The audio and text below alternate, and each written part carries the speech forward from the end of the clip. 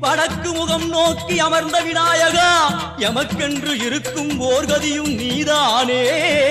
உனக்கு கோடி நமஸ்காரம், நாமாவளி நிவேத்தியம், அர்ப்பணம் சமர்ப்பணம். ஒரு ஆண்டுக்கு ஒரு முறை வந்தருள் புரியும் அத்திமுகத்தோனே, நீ மீண்டும் மீண்டும் எழுந்தருள்வாயே எங்கள் மனையினிலே. ஒரு சிறு குறைகள் செய்திருந்தாலும் மன்னித்தருள்வாயே. வந்தேன் இருந்தேன் சந்தோஷம் என அருள்மழை பொழிவாயே. கணபதி ராஜா